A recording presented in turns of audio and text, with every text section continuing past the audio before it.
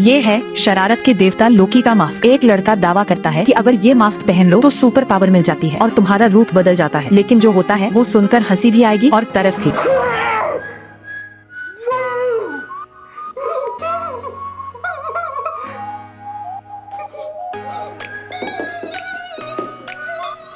लड़के का नाम है स्टैनली। वो एक बैंक में काम करता है, बरसों से सिंगल है और अपने कुत्ते के साथ अकेली जिंदगी काट रहा है। एक दिन स्टैनली को मौका मिलता है और वो एक कॉन्सर्ट के 2 टिकट खरीद लेता है, ये सोचकर कि अपनी पसंद वाली कलीग को साथ ले जाएगा। वो लड़की खुशी खुशी टिकट ले लेती है। स्टैनली पूछता है कि उसे लेने कितने बजे आना है, तो वो कुछ अजीब सा जवाब देती है। ये सुनकर स्टैनली के दिमाग में 1000 सवाल दौड़ने लगते हैं। उसे लगता है बॉयफ्रेंड होते हुए भी टिकट ले लिया, ये तो सरासर धोखा है। ये सब देखकर उसका दोस्त चार्ली से रहा नहीं जाता और वो शाम को स्टैनली को नाइट क्लब ले जाने का फैसला करता है। लेकिन इससे पहले बैंक में एक खतरनाक दिखने वाली खूबसूरत लड़की आकर सीधे स्टैनली के सामने बैठ जाती है। स्टैनली ने पहले कभी ऐसा सीन नहीं देखा था, इसलिए वो एकदम नर्वस हो जाता है और उसे और भी हैरानी तब होती है जब वो लड़की किसी बैंकिंग काम की बात ही नहीं करती, बल्कि उससे इधर उधर की बातें करने लगती है। स्टैनली को लगता है कि आखिरकार उसके अच्छे दिन आ गए हैं, लेकिन असल में वो लड़की सिर्फ रेकी करने आई थी। उसके बैग में एक छुपा हुआ कैमरा था जिससे उसने बैंक के अंदर की पूरी फुटेज खींच ली। उस कैमरे के दूसरी तरफ बैठा है उसका बॉयफ्रेंड डोरियन, जो असल में उसी नाइट क्लब का मालिक भी है। वो स्क्रीन पर नजर गड़ाए अपने आदमियों के साथ किसी बड़े प्लान पर काम कर रहा होता है। शाम को स्टैनली अपनी गाड़ी लेने शोरूम पहुंचता है, लेकिन वहाँ का स्टाफ उसे बताता है कि गाड़ी की गियर बॉक्स खराब है और उसे ठीक कराने के लिए पैसे देने होंगे। स्टैनली हैरान रह जाता है, कहता है कि वो सिर्फ ऑयल चेंज कराने आया था, तो गियर बॉक्स कब खराब हो गया। दुकान वाला उल्टा उसी को ताना मारता है कि तुम्हारी किस्मत अच्छी है, मुझे तो पता ही नहीं था, हमने तो प्रॉब्लम आने से पहले ही ढूंढ ली। स्टैनली के पास कहने को कुछ नहीं बचता, बस मानना पड़ता है। शुक्र है दुकानदार को थोड़ी दया आ जाती है और वो स्टैनली को कुछ समय के लिए एक पुरानी गाड़ी दे देता है। वो गाड़ी इतनी खटारा होती है कि शायद उसकी उम्र भी स्टैनली से ज्यादा हो। उस गाड़ी का हॉर्न छोड़कर बाकी सब कुछ आवाज करता है। इसी हाल में वो अपने दोस्त चार्ली से मिलता है, जो उसे कुछ लड़कियों से मिलवाता है। थोड़ी देर बाद चार्ली उन लड़कियों को लेकर नाइट क्लब के अंदर चला जाता है, लेकिन स्टैनली को गेट पर ही रोक दिया जाता है। जब वो अंदर घुसने की कोशिश करता है तो उसे झगड़ालू समझकर पकड़ लिया जाता है और बाहर फेंक दिया जाता है। बदकिस्मत स्टैनली अभी अपने कपड़े झाड़ ही रहा होता है कि एक गाड़ी उस पर कीचड़ के छींटे उड़ा देती है। वो गुस्से में मुड़ता है, लेकिन जैसे ही देखता है कि गाड़ी से कौन उतरा है, वो चौंक जाता है, क्योंकि वो वही खूबसूरत लड़की है जो आज बैंक में मिली थी, जिसे वो दामे कहता है। दामे भी उसे पहचान लेती है। स्टैनली फौरन बात बनाते हुए कहता है कि आज का नजारा वाकई खूबसूरत है। जैसे ही वो बात आगे बढ़ाने ही वाला होता है, वेटर उसकी वही खटारा गाड़ी लेकर आ जाता है। स्टैनली फौरन मुकर जाता है और कहता है कि ये टूटी फूटी गाड़ी मेरी नहीं है। वेटर कहता है कि इसमें तो तुम्हारा ही नाम लिखा है। स्टैनली के पास अब कोई बहाना नहीं बचता और उसे मानना पड़ता है। ये सब खूबसूरत लड़की के सामने होने से उसे बहुत गुस्सा और शर्मिंदगी होती है। वो पलटकर वेटर को एक बुरी सी रेटिंग देता है और गाड़ी लेकर वहाँ से निकल जाता है। लेकिन अभी वो पुल पर पहुँचा ही होता है कि उसकी खटारा गाड़ी बीच रास्ते में बंद हो जाती है। स्टैनली गाड़ी से उतरकर देखने की कोशिश करता है कि खराबी क्या है, तभी अचानक उसका हाथ जल जाता है। आज का दिन सच में उसके लिए बहुत बुरा साबित हो रहा होता है। गुस्से में वो गाड़ी पर एक जोरदार लात मारता है और गाड़ी वहीं टुकड़े टुकड़े होकर बिखर जाती है। स्टैनली हैरान रह जाता है, सोचता है कि ये गाड़ी असल में इतनी सस्ती और बेकार बनी थी। इस पूरे तमाशे से थककर स्टैनली पुल के किनारे अकेले खड़े होकर सुकून ढूंढने की कोशिश करता है। तभी उसे पानी में कुछ तैरता हुआ नजर आता है, जैसे कोई इंसान डूब रहा हो।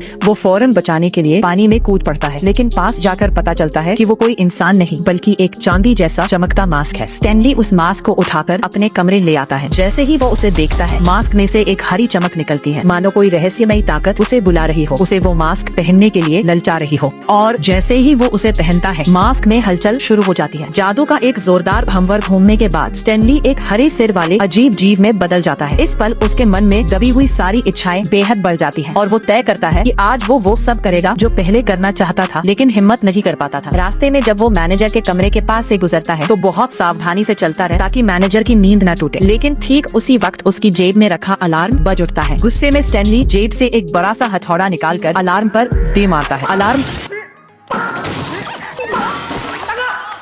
अलार्म तो शांत हो जाता है, लेकिन तब तक मैनेजर की नींद खुल चुकी होती है। बाहर आकर जैसे ही वो हरे सिर वाले उस अजीब जीव को देखता है, बुरी तरह डर जाता है। लेकिन मैनेजर भी कोई कमजोर नहीं होता। वो पीछे मुड़कर एक बंदूक निकालता है और स्टैनली पर गोलियां बरसाना शुरू कर देता है। अच्छी बात ये है कि स्टैनली बहुत फुर्तीला होता है और गोलियों से बचते बचाते खिड़की से बाहर कूद जाता है। लेकिन बाहर कूदते ही उसे एहसास होता है कि ये तो एक बहुत ऊंची इमारत है और वो सीधा नीचे गिरकर बुरी तरह चोटिल हो जाता है। शुक्र है मास्क की जादुई ताकत उसके साथ होती है, जिसकी वजह से वो खुद को जमीन से उठाकर वापस खड़ा हो जाता है। इसके बाद वो सीधा उसी शोरूम पहुंचता है जहां दिन में उसकी गाड़ी खराब बताई गई थी। हाथों में 2 एग्जॉस्ट पाइप लेकर कुछ ही पलों में अंदर से चीख पुकार सुनाई देने लगती है। अगली सुबह स्टैनली घर पर उठता है और सोचता है कि रात वाली घटना बस एक सपना थी, लेकिन जब पुलिस उसके घर पहुंचती है तभी उसे लगता है कि कुछ गड़बड़ है। पुलिस उससे पूछती है कि क्या उसने रात को कुछ अजीब आवाज सुनी, क्योंकि कोई अजीब सा जीव आकर मैनेजर पर हमला कर गया था। स्टैनली बाहर जाकर एक नजर मारता है और उसे यकीन हो जाता है कि रात वाली बात सपना नहीं थी, लेकिन वो पुलिस के सामने खुद को कबूल नहीं करता। वो बहाना बनाता है कि उसे कान की एक बीमारी है, इसीलिए रात को गहरी नींद में सोया रहा और कुछ भी नहीं सुना। पुलिस को कुछ हाथ नहीं लगता और वो वहाँ से चली जाती है। स्टैनली फौरन तैयार होकर काम पर निकल जाता है। दूसरी तरफ उसी शोरूम के मालिक को इस हाल में पाया जाता है कि उसके पीछे एक एग्जॉस्ट पाइप फंसा हुआ होता है। ये पूरी खबर एक रिपोर्टर पैगी की नजर में आ जाती है। पैगी जांच करते हुए स्टैनली तक पहुंचती है, क्योंकि स्टैनली भी उसी शोरूम का ग्राहक होता है। वो पूछती है कि क्या उसने कोई शक्की इंसान देखा। स्टैनली को याद आता है कि पैगी वही रिपोर्टर है जिसने पहले उसकी लिखी हुई एक चिट्ठी छापी थी, जिसमें उसने अपने साथ हो रही ज्यादती की बात लिखी थी। जब पैगी को पता चलता है कि सामने वाला वही नेक दिल इंसान है, तो वो बहुत उत्साहित हो जाती है और कहती है कि तुम्हारे जैसे इंसान से शादी करने के लिए सैकड़ों लड़कियां तैयार बैठी हैं। ये सुनकर स्टैनली फूला नहीं समाता। आखिर में स्टैनली कहता है कि उसने कोई शक्की इंसान नहीं देखा। जाते जाते पैगी उसे अपना पर्सनल नंबर दे जाती है और कहती है कि वो भी उन सैकड़ों लड़कियों में से एक है। रात को स्टैनली एक हसीन सपना देखता है, जिसमें वो फिर से उसी पल में पहुंच जाता है जब दामे गाड़ी से उतरी थी। इस बार सपने में वो स्टाइल से सिगरेट पीता है और शानदार अंदाज में बाल छटता है। इस बार वेटर जो गाड़ी लाता है वो कोई खटारा नहीं, बल्कि एक शानदार पोर्श स्पोर्ट्स कार होती है। दामे उसके पास आती है, लेकिन अचानक उसके कान चाटने लगती है। स्टैनली थोड़ा हैरान हो जाता है। असल में ये उसका कुत्ता उसका कान चाट रहा होता है, जिसकी वजह से उसका सुनहरा सपना टूट जाता है। नींद खुलते ही सोफे पर रखा वो मास्क उसकी नजर में आ जाता है। इस बार वो मास्क पहनकर फिर से हरे सिर वाला जीव बन जाती है। इस बार उसका मन करता है कि रात के क्लब जाकर दामे से मिला जाए और मस्ती की जाए, लेकिन पहले वो थोड़ा तैयार होना जरूरी समझती है। अपने बड़े बड़े दांत साफ करती है, बालों को स्टाइल में सेट करती है, हल काटने वाले चाकू से दाढ़ी बनाती है और आखिर में कुत्ते से अपना चेहरा साफ करवा लेती है। बस तैयारी पूरी, लेकिन पैसे तो है नहीं, तो लड़की कैसे पटाई जाए। इसी सोच में उसे एक आइडिया सोचता है। इसी बीच बैंक के बाहर डोरियन भी अपने आदमियों को काम पर भेज चुका होता है, लेकिन अभी वो ताला खोल भी नहीं पाते कि अंदर से पैसों की भारी बारिश होने लगती है। उसी वक्त पुलिस भी वहाँ पहुँच जाती है और डोरियन के आदमियों के साथ फायरिंग शुरू हो जाती है। दूसरी तरफ स्टैनली एक शानदार पुरानी लिंकन गाड़ी में सवार होकर नाइट क्लब पहुँचता है। ठीक उसी वक्त जब दामे का परफॉर्मेंस चल रहा होता है, उसे देखकर वो मंत्रमुग्ध हो जाता है। दामे की एक छोटी सी अदा उसका दिन भड़का देती है और वो पूरी तरह उसके पीछे दीवाना बनकर सीटी बजाने लगता है। फिर पलक झपकते ही वो स्टेज पर पहुंच जाता है। दामे के साथ जोशीला डांस करता है और आखिर में एक जोशीला किस। दामे इतनी खुश हो जाती है कि उसके जूते तक उछल जाते हैं। वो इस पागल से इंसान पर पूरी तरह फिदा हो जाती है। तभी बैंक लूटने गए डोरियन के आदमी वहाँ वापस आते हैं और स्टेज पर डांस करते उस हरे सिर वाले जीव को पहचान लेते हैं। यही वो शख्स है जिसकी वजह से उनका पूरा प्लान फेल हुआ था। ये सुनकर डोरियन आग बबूला हो जाता है और अपने आदमियों को लेकर हॉल में पहुंच जाता है। उसका एक आदमी गोली चलाकर स्टैनली की टाई उड़ा देता है, लेकिन टूटी हुई टाई तुरंत वापस जुड़ जाती है। डोरियन उससे पैसे मांगता है, लेकिन स्टैनली उल्टा एक टिकट मशीन निकालकर हिसाब किताब करने लगता है। डोरियन को समझ आ जाता है कि उसके साथ मजाक हो रहा है और वो अपने आदमी को गोली मारने का हुक्म देता है। स्टैनली फुर्ती से बचता रहता है, लेकिन आखिर में उसे एक गोली लग जाती है, जिसे वो ऐसे झेलता है मानो कोई ऑस्कर अवार्ड जीत लिया हो। इस पूरे तमाशे से डोरियन का धैर्य टूट जाता है और वो सीधा उस पर गोलियां बरसाना शुरू कर देता है। ठीक उसी वक्त पुलिस पहुंच जाती है और डकैती के आरोप में उसे गिरफ्तार कर लेती है। इसी दौरान पुलिस को वहाँ गिरा हुआ फटा हुआ कपड़े का एक टुकड़ा मिलता है, जिससे उन्हें याद आता है कि स्टैनली के पास भी वैसा ही कोई कपड़ा है। वो सीधा स्टैनली के घर पहुंच जाते हैं। दस्तक से स्टैनली घबराकर जाग जाता है। मास्क देखकर उसे फौरन छुपाने की कोशिश करता है, लेकिन जैसे ही दरवाजा खोलता है, अंदर से ढेर सारा पैसा बाहर गिरने लगता है। वो बड़ी मुश्किल से सब वापस अंदर धकेलता है और किसी तरह सब ठीक कर पाता है। पुलिस पूछती है कि क्या उसके पास वैसा फटा कपड़ा है। स्टैनली फौरन बहाना बनाता है कि उसका कपड़ा तो चोरी हो गया था। पुलिस को यकीन नहीं होता, लेकिन स्टैनली कहता है कि दुनिया इतनी अजीब हो गई है, अब आदमियों के कपड़े तक चोरी होने लगे हैं। पुलिस के पास कुछ और चारा नहीं बचता और वो वापस चली जाती है। इधर फिंगरप्रिंट मिलान से साफ हो जाता है कि डोरियन बैंक लूटने वाला असली गुनहगार नहीं है, इसलिए उसे बेगुनाह मानकर छोड़ दिया जाता है। लेकिन वो पुलिस को सुझाव देता है कि स्टैनली के फिंगरप्रिंट भी जांच लो। घर लौटते ही डोरियन एक बड़ा इनाम घोषित कर देता है। जो कोई भी उस हरे सिर वाले जीव को पकड़ेगा उसे $50,000 मिलेंगे। अगले दिन दामे बैंक पहुँचती है, ये देखने के लिए कि क्या वो उसे दीवाना बना देने वाला हरा जीव वहाँ है, लेकिन साफ है कि उसका मन अब कहीं और लग गया है। स्टैनली फौरन आगे आकर कहता है कि वो उसे जानता है और शाम को उसे छोटे जंगल में मिलने बुला लेता है। स्टैनली अपनी ख्वाबों की लड़की के साथ डेट पर होता है। तभी अचानक पुलिस का एक पूरा दस्ता वहाँ आ धमकता है।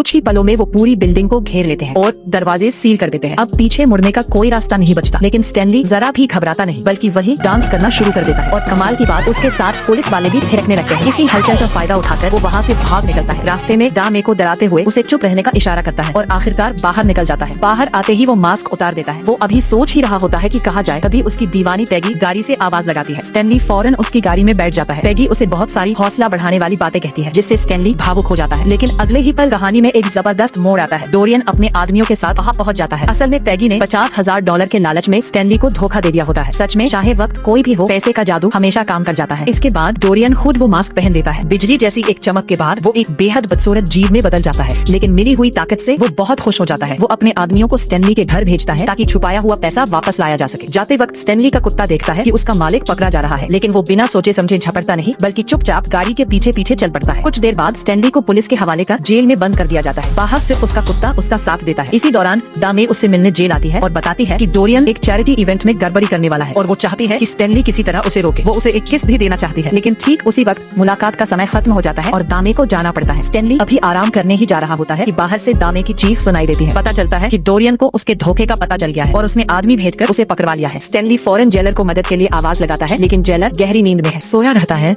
और कोई फर्क नहीं पड़ना चाहता। मजबूरन स्टैनली अपने कुत्ते को बुलाता है, उसे उछलकर जेलर की जेब से चाबी चुराने को कहता है और सच में ये कुत्ता किसी बेहतरीन एक्टर से कम नहीं होता। उधर डोरियन अपने आदमियों के साथ सीधा चैरिटी इवेंट में घुस जाता है। कोई उस पर गोली भी चलाता है, लेकिन उसे कोई फर्क नहीं पड़ता। घाव तुरंत भर जाता है और वो उल्टा वो गोली भी वापस निकालकर अपने पास रख लेता है। शायद बड़ी बड़ी बातें करना जैसा मुहावरा यही से बना होगा। कुछ ही देर में पूरा हॉल उसके कब्जे में आ जाता है। वो दामे को एक पेड़ से बांध देता है और वहाँ टाइम बम भी लगा देता है। वो सबको दिखाना चाहता है कि उससे धोखा करने का क्या अंजाम होता है। तभी स्टैनली भी वहाँ पहुँच जाता है, लेकिन अगले ही पल उसे पकड़ लिया जाता है। स्टैनली को पकड़ा जाता देख दामे को एक तरकीब सूझती है। वो कहती है कि जाने से पहले वो डोरियन का आखिरी किस चाहती है, लेकिन शर्त यह है कि वो वही पुराना हैंडसम डोरियन होना चाहिए। डोरियन खूबसूरती के आगे हार मान जाता है। दामे इसी मौके का फायदा उठाकर मास्क को लात मारकर उड़ा देती है। डोरियन के आदमी उसे पकड़ने दौड़ते हैं, लेकिन स्टैनली का कुत्ता उनसे तेज निकल जाता है। एक आदमी किसी तरह कुत्ते की टांग पकड़ लेता है, लेकिन गलती से मास्क उसी कुत्ते के मुंह पर चढ़ जाता है और एक घुमाव के बाद कुत्ता एक खतरनाक राक्षसी कुत्ते में बदल जाता है। कुत्ते का ये नया रूप देखकर किसी की भी सांस अटक जाए। वो सीधा उस आदमी को काट लेता है, फिर मास्क स्टैनली को दे देता है। चारों तरफ से गोलीबारी के बीच स्टैनली फिर से उस हरे सिर वाले जीव में बदल जाता है। वो एक बोतल का पूरा पानी एक ही सांस में गटक जाता है। फिर उसके शरीर से चारों तरफ पानी की फुहारें फूटने लगती है और वो जेब से ढेर सारे खतरनाक हथियार निकालकर सामने वालों को इतना डरा देता है कि वो सब भाग खड़े होते हैं। तभी बम में टाइमर खत्म होने ही वाला होता है। स्टैनली तेजी से दौड़कर वहाँ पहुँचता है और सीधे बम को निगल जाता है। एक जोरदार धमाके की आवाज आती है। इस बार सच में मामला गंभीर हो जाता है, लेकिन डोरियन अब भी हार मानने को तैयार नहीं होता। स्टैनली एक पेड़ पर हाथ से एक स्विच जैसा निशान बनाता है और अगले ही पल डोरियन सीधे नाले में जा गिरता है। आखिरकार खतरा टल जाता है। स्टैनली भी मास्क उतार देता है। ठीक उसी वक्त पुलिस फिर से पहुंच जाती है और स्टैनली को